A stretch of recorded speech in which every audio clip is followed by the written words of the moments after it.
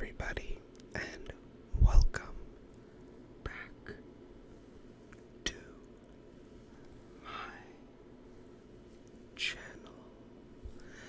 The Makeup Doctor, ASMR here, otherwise known as Dr. D.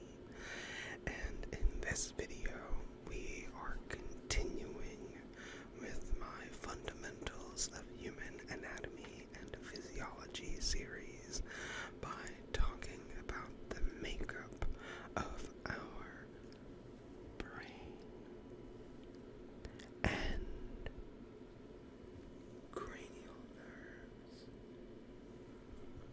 But before we get to that, I spilled some very gooey ham, egg, and cheese internal parts of my Hot Pocket all over my microphone, and it is now wait, is that what it is? Yeah. Or bacon, egg, and cheese. It's something. There's something tasty with egg and cheese, and it spilled all over my microphone. And I'm so sorry, but my microphone is filthy, and I need to clean it up a little bit, so please bear with me while I do that.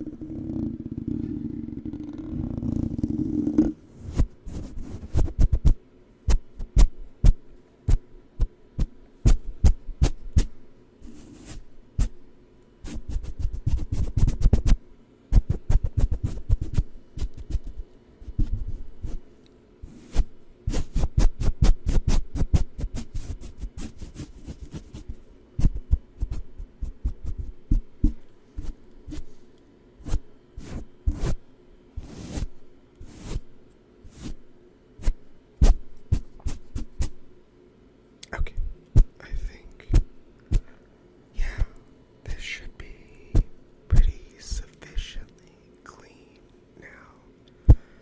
I don't smell any tasty Hot Pocket anymore. Yeah, okay. My microphone is no longer filthy. Please remember to like, hit that thumbs up, as well as that notification bell. Yeah, sure, that's the notification bell. Comment. And very importantly, subscribe to the channel. Liking makes sure that other people excuse me.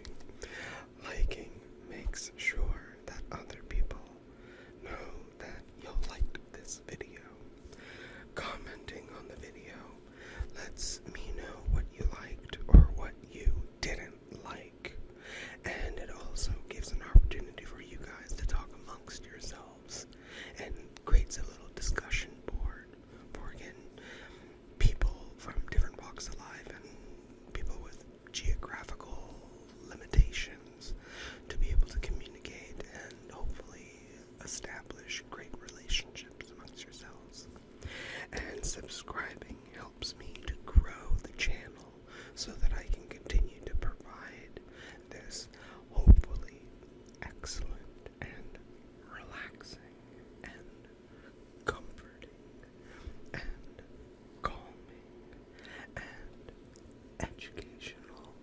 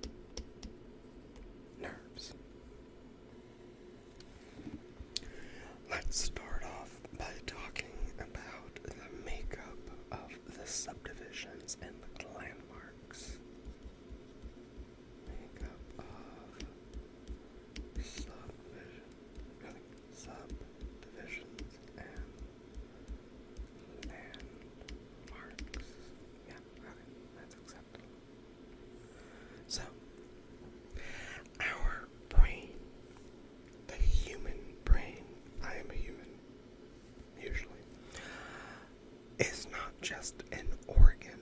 It is a command center for the entirety of our existence. But in order for us to really understand that, we first need to understand how does it all come together. So there are three major subdivisions that we need to be familiar with. Subdivisions. Our three subdivisions are the cerebrum, the cerebellum,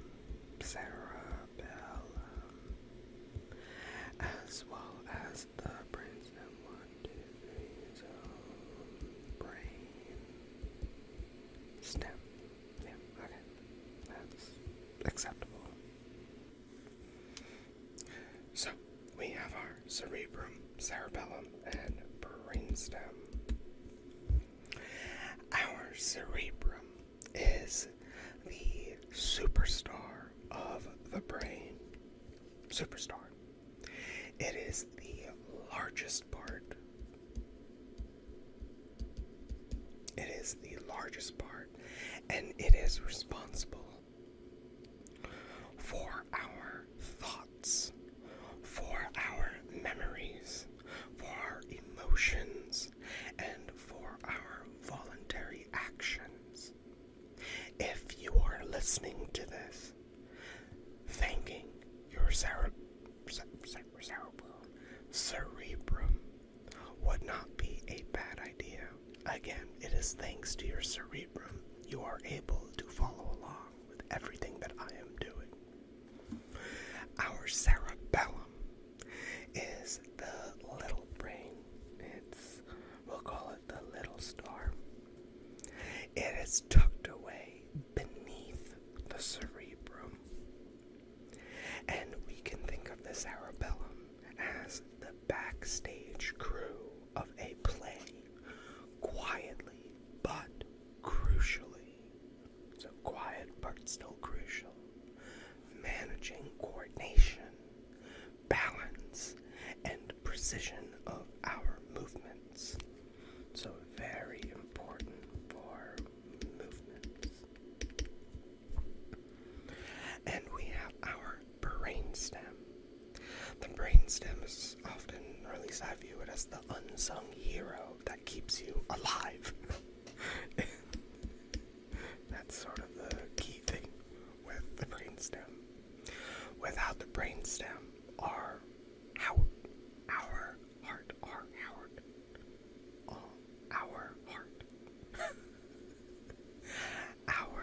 heart wouldn't beat, our lungs wouldn't breathe, and our consciousness just wouldn't exist.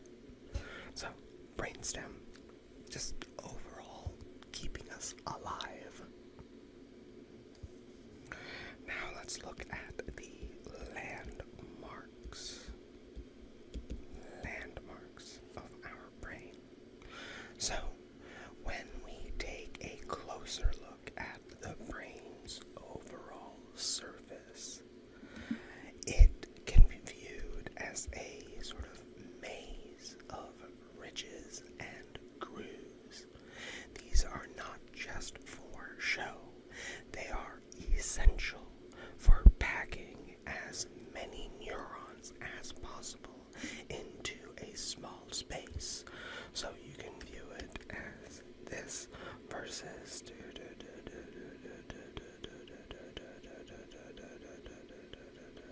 yeah. So consider if we have a particular width, for example, the more grooves and folds we have, or more ridges and grooves we have, the more we are able to pack into an area.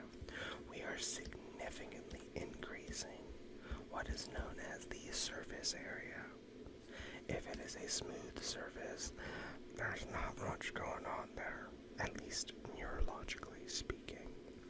But if you have nice ridges and grooves, then hopefully you're thinking. Hopefully. We'll see.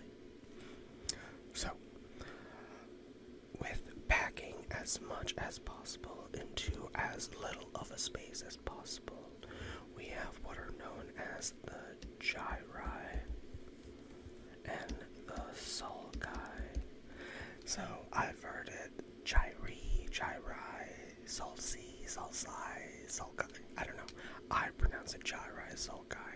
If you pronounce it differently, more power to you, honey. I don't care. All that matters is that you understand the concept being discussed here. The ridges are known as the gyri,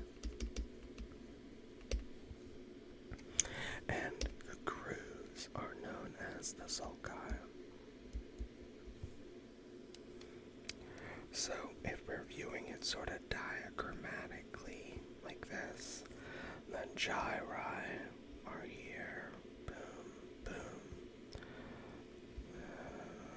Yeah, sure. I'll have to do more. Sulci, sulci, sulci. Ridges and grooves. Now there are some special grooves in our brain, on our brain, in our brain, a part of our brain. Our brain has some special grooves. That's probably a more accurate way to describe that. Special grooves that have specific functions and are associated with more complicated actions. So our brain has what's known as a longitudinal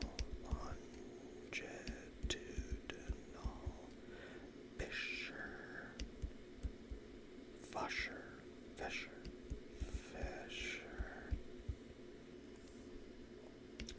It has a central sulcus,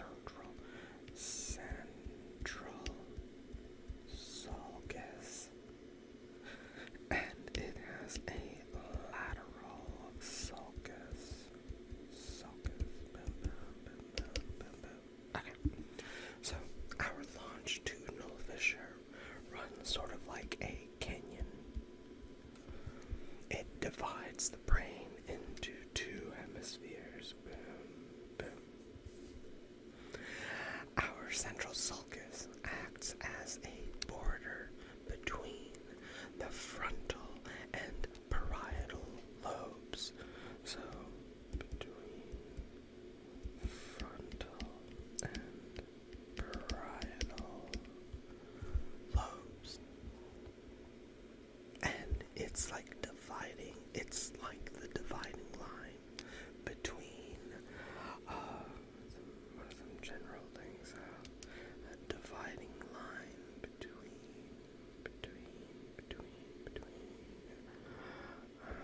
let's say, between logic and sensation. Yeah, okay. Alright.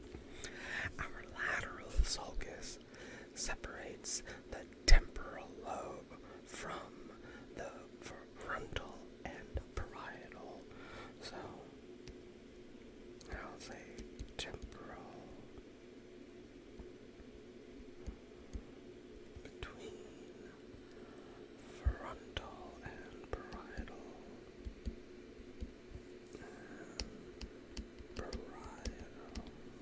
Yeah, okay, that works. And it is a very important landmark for language and auditory processing. Language and auditory processing.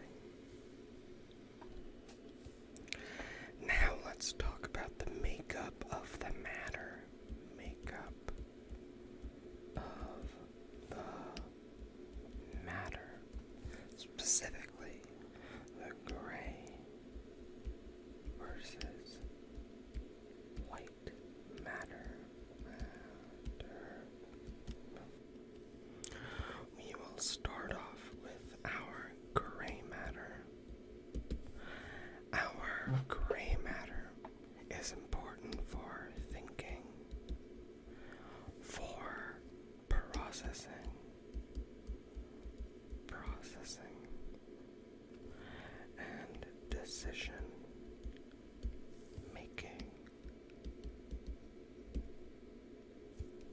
is the outermost portion of our brain. It's the outer layer. Outer. So where the gray matter is the outer, the white matter, which we will, right over here, that's going to be the inner layer right here. So, gray matter is made up of neuronal cell bodies. This thing. Again, those neurosomas. It is the powerhouse of information processing. It is where we can think that the magic is happening. Everything from solving problems to experiencing emotions originates with the gray matter. So, we are going to find our gray matter in the cerebral cortex, the thin outer layer of our brain that handles higher level functions like reasoning, perception, language. It is also packed into deeper structures like the basal nuclei, which help fine-tune our movements, and the limbic system, which is important for our emotional and memory centers. Wait, where was I? Okay, yeah, no, so we are going to find the gray matter in the cerebral cortex, and it is the thin outer layer of the brain that handles higher level functionings like reasoning, perception, and language. It is also packed into deep structures like the basal nuclei, BASAL and UCLEI, basal nuclei, which help fine-tune movements. And we have our limbic system, LIMBICSYS. We have our limbic system, which is important for emotions and our memory. Yeah. So, complementary to our gray matter, we have our white matter. Now we have to venture deeper into the tissue. This is where white matter takes the stage. Unlike our gray matter, white matter does not process information. No info processing. Or, if you want to be really, really critical, there's effectively no information processing. It's transporting information. We can think of it as the brain's communication highway because it is made up of axons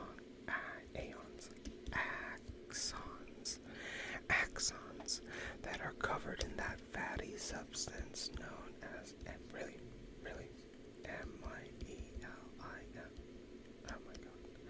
myelin, which speeds up our neural signals.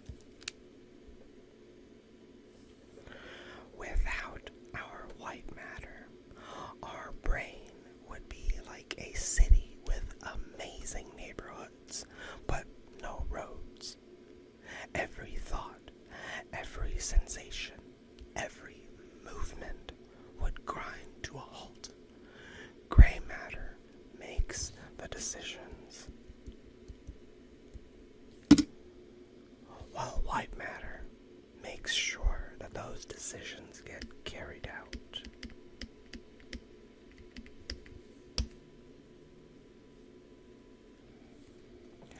Now let's talk a bit about the makeup of embryonic development. Makeup of embryonic brain development. Embryonic brain development. Yeah, okay. Embryonic brain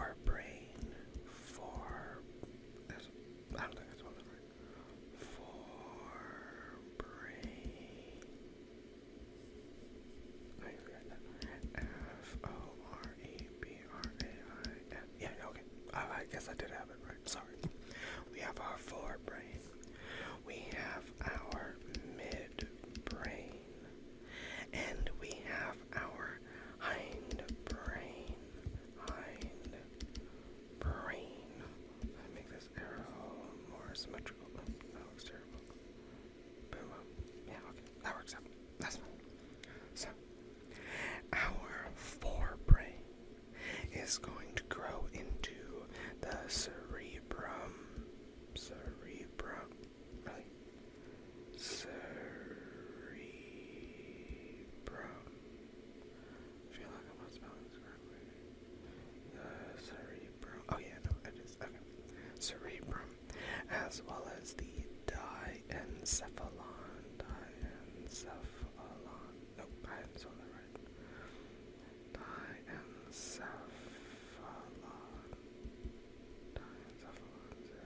Yeah, okay. Cerebrum and diencephalon. Our midbrain is destined to handle reflexes and basic sensory processing.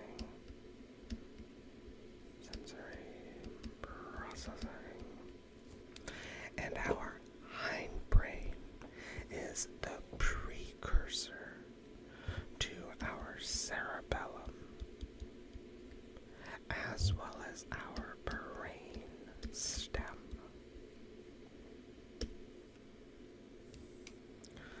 So, as these regions grow and differentiate, they create the adult brain architecture. The forebrain becomes the intellectual powerhouse, while the midbrain and hindbrain manage our essential survival skills. This early organization is why our brainstem, which we can think of as our bodies,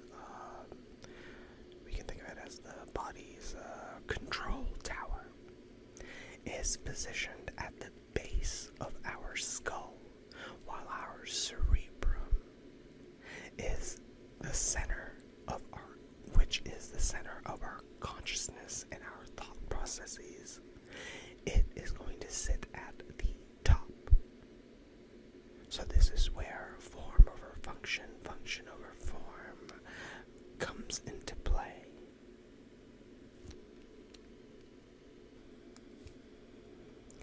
Now let's talk about the makeup of our meninges. Makeup of our meninges. And I believe I've talked about this in a couple other videos dealing with neural tissue. So, our brain is not just floating around in our skull unprotected. It is wrapped in 3 critical layers known as the meninges. M-E-N-I-N. I just spelled it really. I just spelled it. Meninges. Okay. It is wrapped in 3 critical layers known as the meninges. We can think of the meninges as like armor for a knight.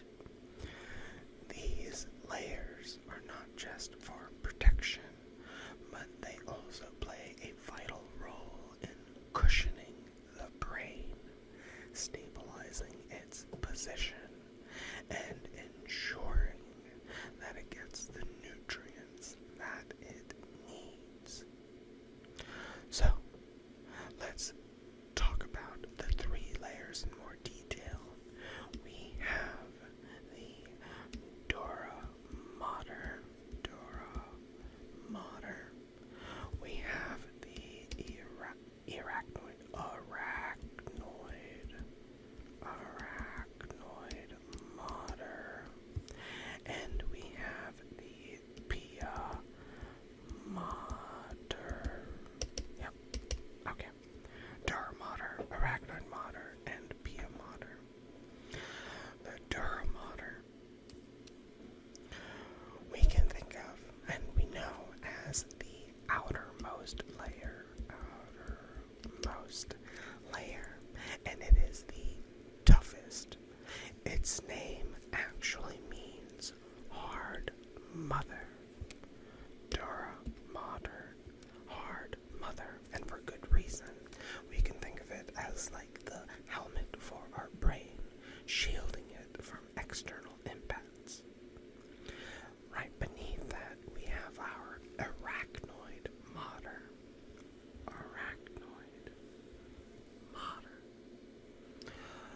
which is a web-like layer filled with delicate fibers.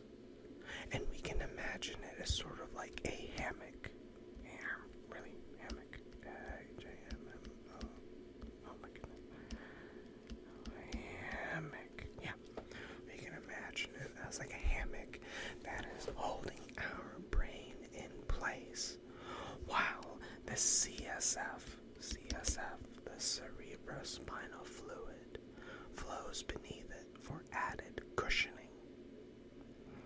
And then finally below that we have the pia mater, which clings tightly to the brain's surface. So this is touching our sensitive bits, our squishy bits, touching the brain or the actual tissue. This layer is so thin and intimate with it, with the brain's grooves, the gyri and the sulci, that it is almost invisible to the naked eye. So, our pia mater is also the gateway for blood vessels that supply our brain with oxygen and nutrients.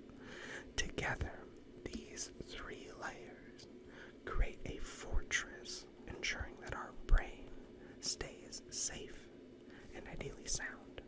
Although some of us are a little bit more sound than safe. No, we're a little bit more safe than sound. I'm trying to say that a lot of us are pretty dumb. So, yeah. Now let's talk about the makeup of the brain chambers. Makeup of brain chambers. As well as that liquid gold, that amazing juice that is within our brain, known as the CSF. There we go. Goodness. Okay. So, inside our brain are a series of interconnected chambers. So these are our chambers, known as our ventricles. And they are filled with that beautifully magical substance known as the CSF, the cerebrospinal fluid.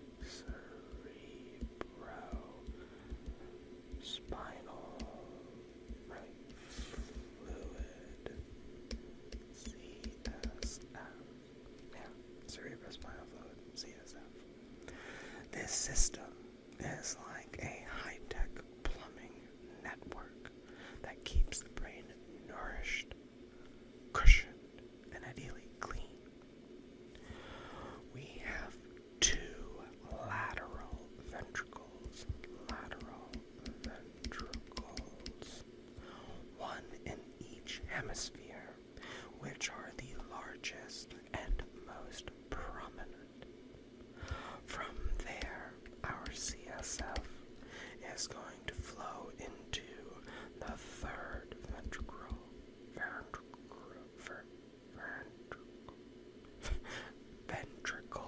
my goodness,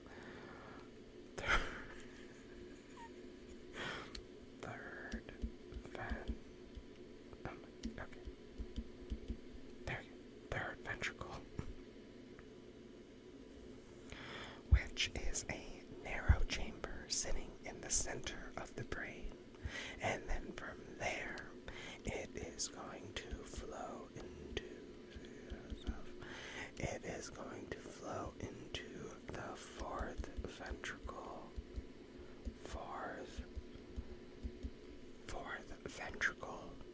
that is located between the brainstem and the cerebellum. Now, what is our CSF doing? We can think of our CSF as our, I don't know, what's ridiculous. The more ridiculous something is, the better it is, or the more, the higher the chances that you will remember something. I'm a firm believer in that. Make all of your mnemonic devices as ridiculous, as dirty, as filthy, as stupid, as hilarious as possible, the more something is as unexpected and just insane. In my experience, at least, the higher the likelihood that you're going to remember. So, going back to this, CSF, we can think of it as our personal spa treatment. Yeah, that's something. Yeah, okay, yeah, we can think of it as like a spa detox center type situation. Sure, why not? So, our CSF is going to be important for cushioning. It's going to be important for nourishing. And it is going to be important for waste removal. So, with cushioning, it's just going to be absorbing shocks and impacts. With nourishing the brain, it is delivering essential nutrients like glucose. And with waste removal, it is going to be important for carrying harmful byproducts such as normal brain activity, which are the harmful byproducts of just normal cellular respiration. We don't want anything inappropriate building up, especially in such an integral structure like our brain. I just talked about that. Yeah. So, our CSF is produced by what is known as the choroid plexus. Choroid plexus. This is a specialized tissue found in the ventricles. It is constantly circulating, flowing throughout the brain and spinal cord before being reabsorbed in the bloodstream. Without this cycle of constant production and reabsorption, our brain would be vulnerable to all sorts of physical and chemical imbalances. So we need things constantly. So I'm going to say that's the brain, spinal cord. We constantly need things moving in and around and flushing things out and making sure that nothing is building up needlessly.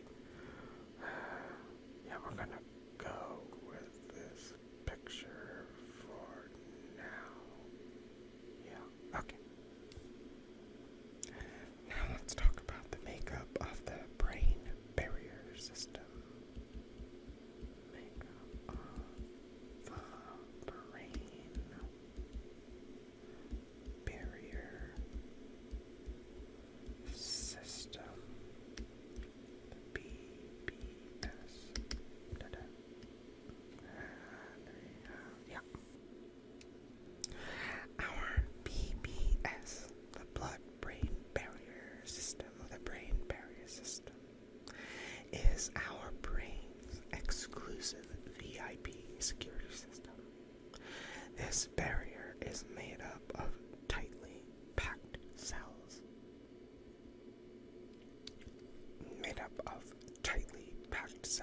In the walls of our blood vessels, which help block harmful substances like toxins and bacteria from entering the brain.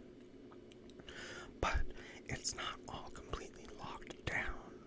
The blood-brain barrier system allows essential nutrients like oxygen and glucose to pass through while keeping out the bad stuff. It is an excellent example of selective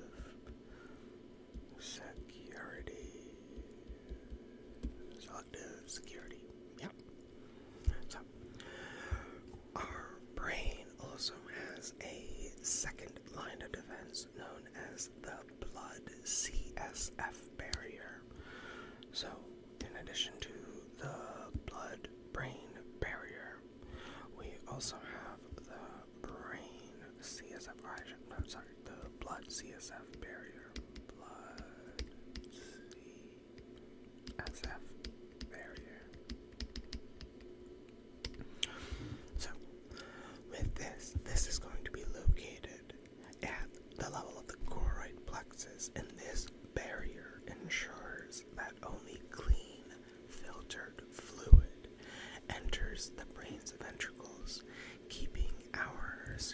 cerebrospinal fluid, ideally, what it should be, just CSF, which is different in composition compared to our other bodily fluids. So altogether, these barrier systems are important for maintaining the brain's delicate chemical balance. Without them, our brain would be exposed to a chaotic panoply, just a chaotic symphony, cacophony of substances, jeopardizing its ability to function effectively.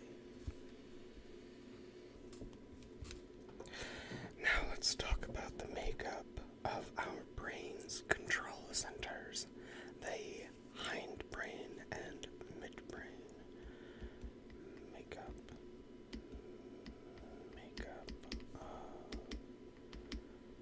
control centers. Yeah, boom. Okay. So, the hindbrain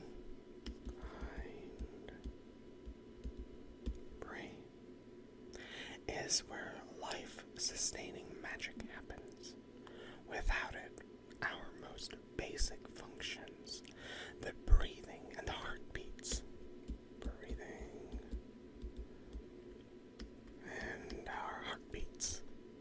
would stop. So we have our medulla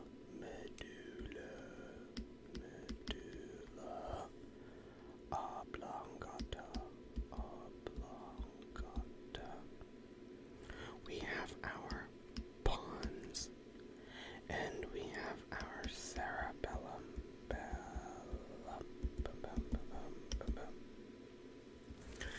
Our medulla is the command center for involuntary actions, like our heart rate, our blood pressure, and for breathing.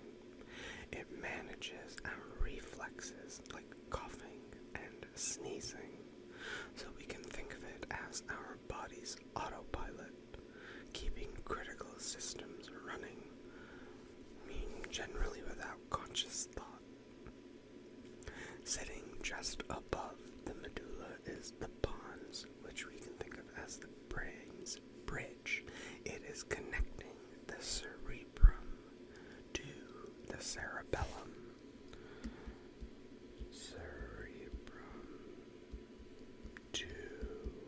Boom. Okay, that's supposed to be an arrow. Right, sure, why not? Yeah. To the cerebellum. And it is also very important in sleep regulation and sensory processing. And tucked below the cerebrum is our cerebellum, or the little brain. This is our movement master. Whether we are playing the piano or walking in a straight line, this region ensures that movement happens with precision, coordination, and balance. So, moving up from the brainstem, we have our midbrain.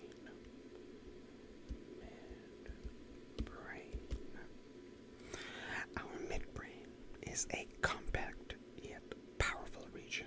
It acts as sort of a relay station for sensory and motor signals. Within it, we have two components to be familiar with. We have the superior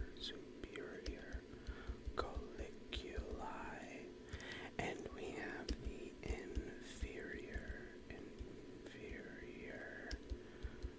colliculi. Boom, boom, boom, boom. The superior colliculi helps to coordinate visual reflexes like tracking a moving object, while the inferior colliculi manages auditory reflexes, such as turning your head toward a sudden noise. Turning your head, brum, brum, brum, brum. Again, toward a sudden noise. The midbrain also houses what is known as the substantia nigra, which is just it's a black, it's translated to the black substance. It is a darkly pigmented region that is very important for movement and is deeply affected. This is one of the key areas that are affected in Parkinson's disease.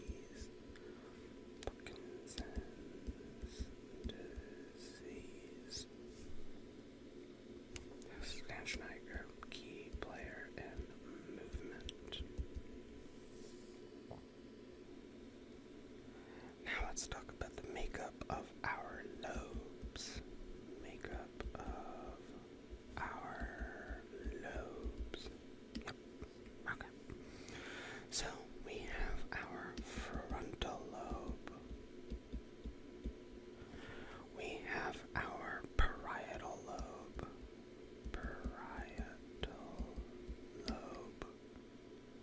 We have our temporal lobe.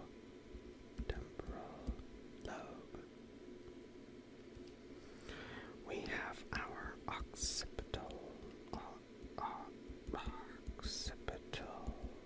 lobe, and we have our insula.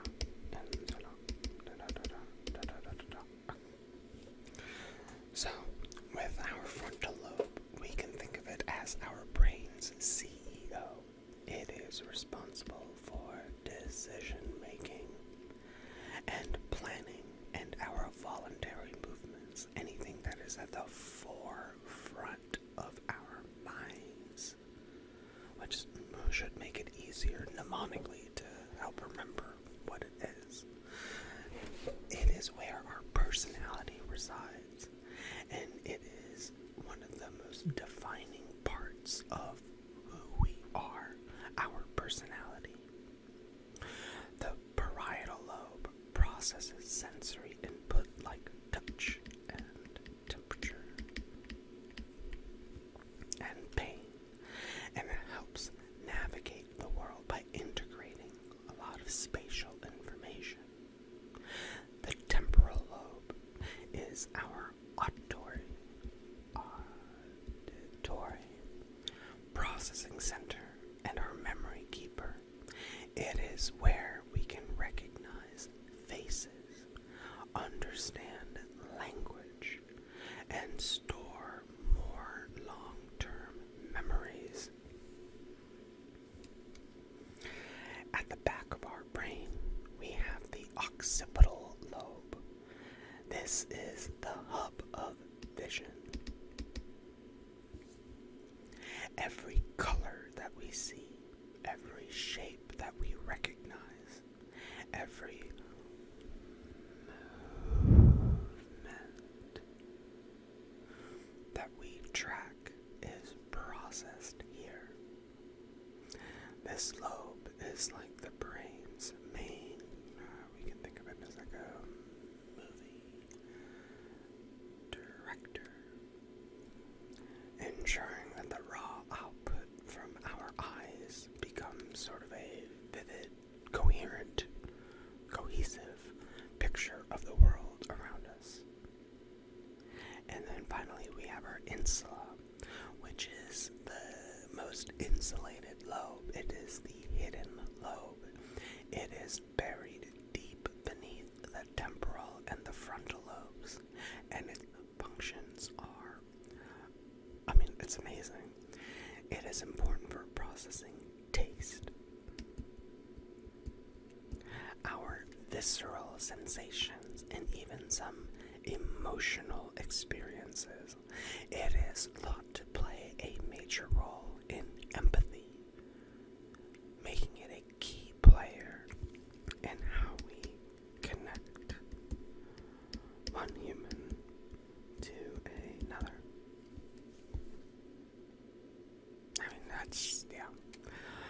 At this point, we have a general understanding with how science and medicine and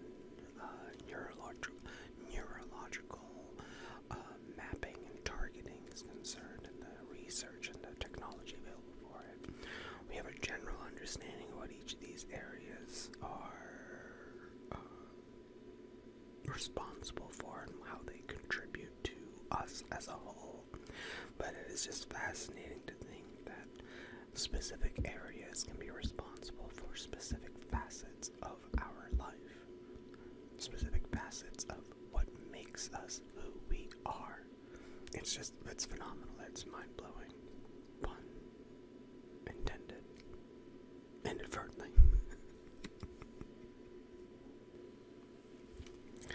Now let's talk about the makeup of the brain regions.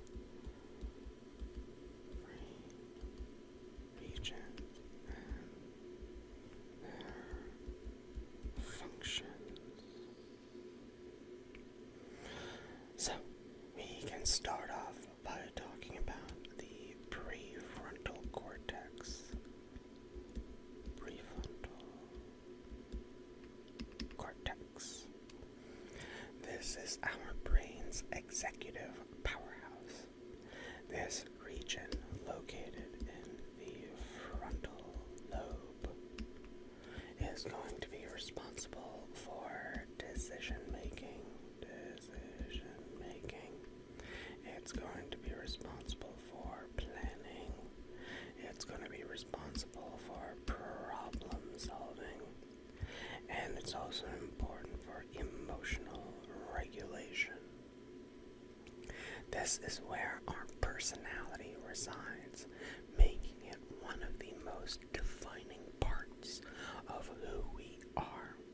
Every time, for example, we weigh the pros and cons of something, or we try to control an emotional outburst, our prefrontal cortex is in charge. We have our hippocampus. Our hippocampus is the brain's memory maker.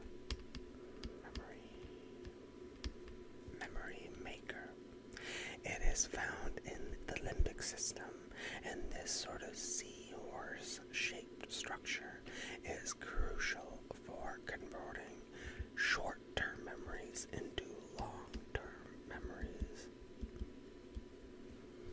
Absolutely integral with that. Without this structure, we would live in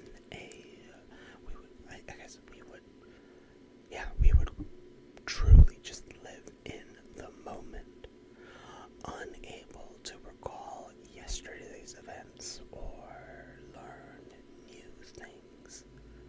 Which, if you think about it, it's just you are living each moment to moment. There's no way to connect things together.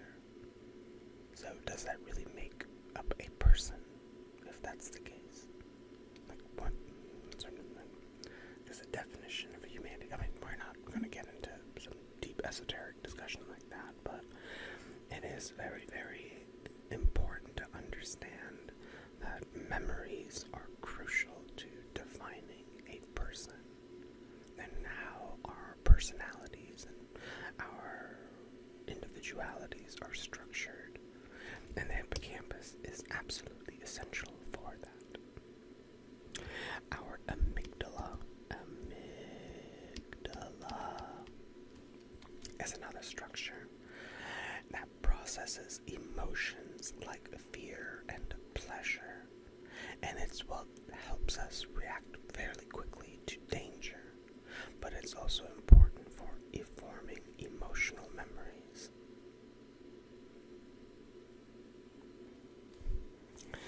Now let's talk about the makeup of our brain.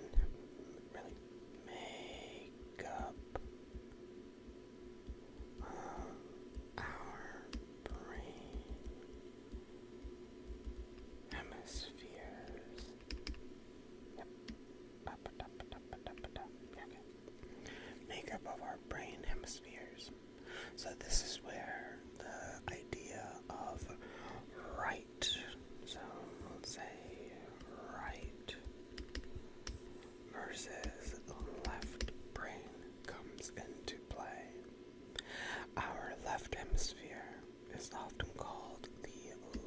side, whereas our right hemisphere is more our creative side. Our left hemisphere is important for language processing.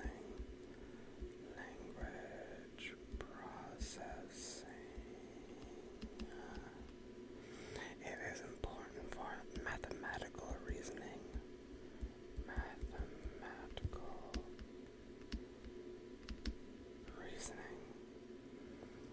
As well as analytical thinking.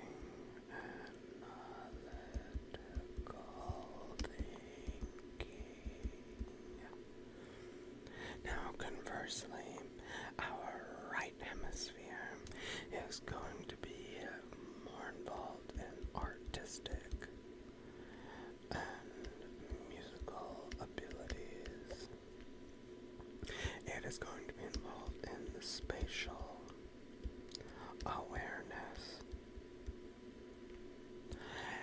as well as emotional processing.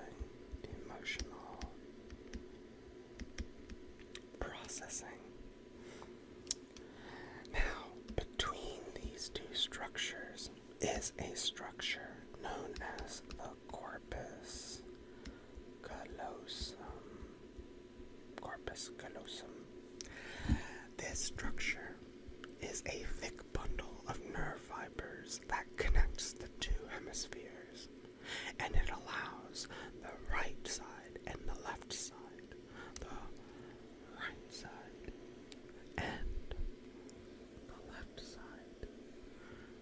to share information and function ideally as one cohesive unit.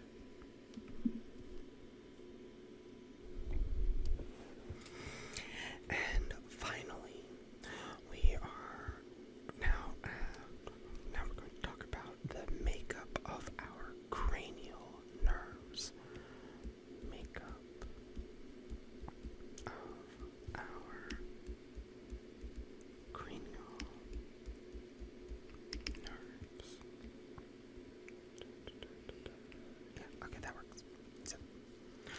So, altogether, we have 12 cranial nerves.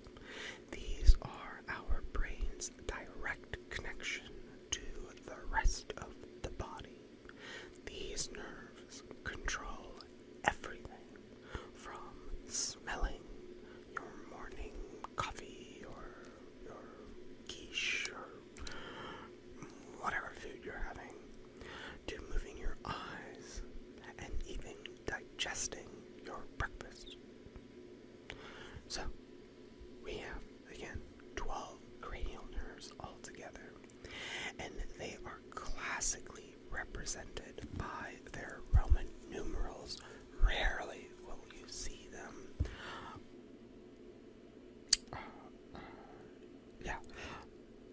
Rarely will you see them written in Western Arabic numerals. You are always going to see them, almost always going to see them written out in Roman numerals. So we have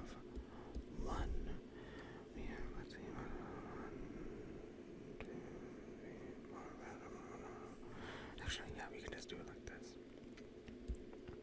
2, 3, we have 4, we have 5, we have 6, we have 7, we have 8, we have 9, we have 10, we have 11, and we have 12. Yeah, okay.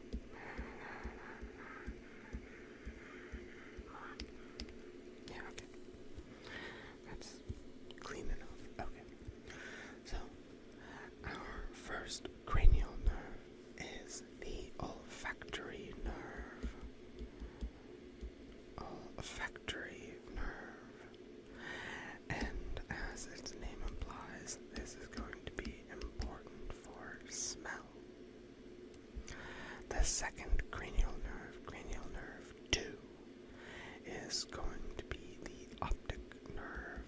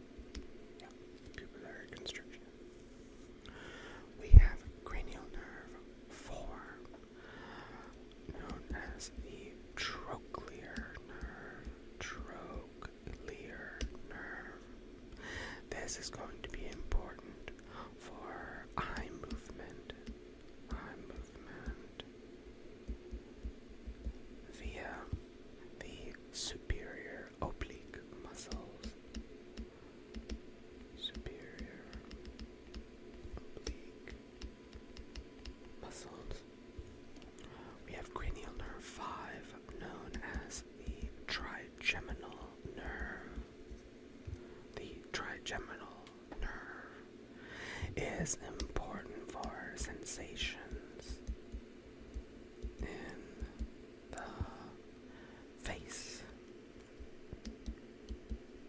and chewing. We have cranial nerve 6, the abducens nerve. The abducens nerve is going to be important for eye movement. Via the lateral rectus muscle. Lateral rectus muscle.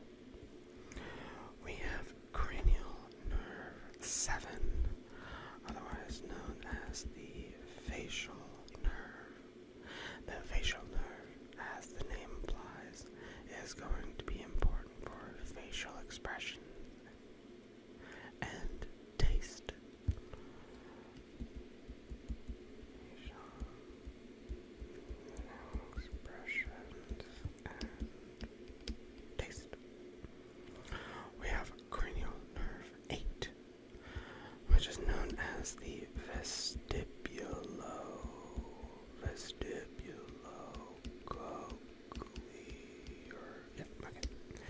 Vestibulocochlear nerve.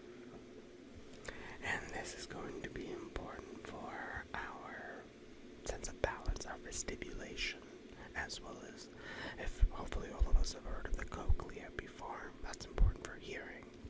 So this nerve is important for hearing and balance. We have cranial nerve 9, known as the glossopharyngeal nerve. Glossopharyngeal nerve. This is important for taste and swallowing. We have cranial nerve 10, arguably one of the most important or famous nerves, at least in my estimation, the vagus nerve. The vagus nerve is important for providing parasympathetic control of the heart, the lungs, and the digestive tract. We have cranial nerve 11, known as the accessory nerve. Accessory nerve. This is going to be important for shoulder and neck movement. Ready? Neck movement. And finally, we have our hypoglossal nerve. Hypoglossal nerve, or cranial nerve 12. Hypoglossal nerve. The hypoglossal nerve is going to be important for tongue movement. So, that takes care of our 12 cranial nerves. And again, rarely are you ever going to see them written out in Western Arabic numerals, the 1, 2, 3, 4. That's the classic numerical system that we are all familiar with, or at least should be. You are almost always going to see them written out in their Roman numeral form. And it is important you know what the actual nerves are and what their roles are.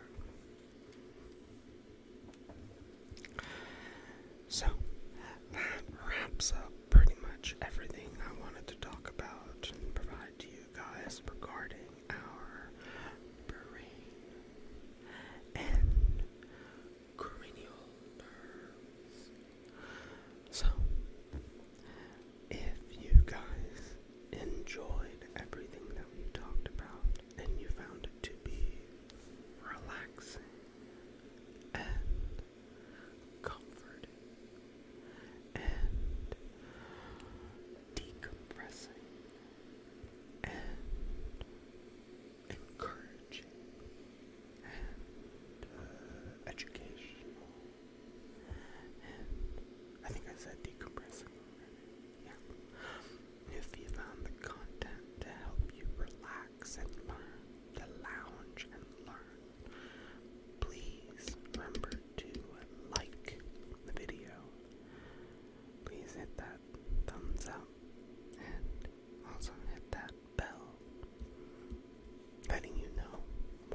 posted another video. Please remember, comment. Please remember to comment. It can be a good comment, it can be a bad comment. I just want to hear from you guys.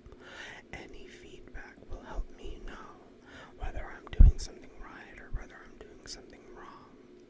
And the added benefit of that is that you guys can also talk amongst yourselves and hopefully build one another up.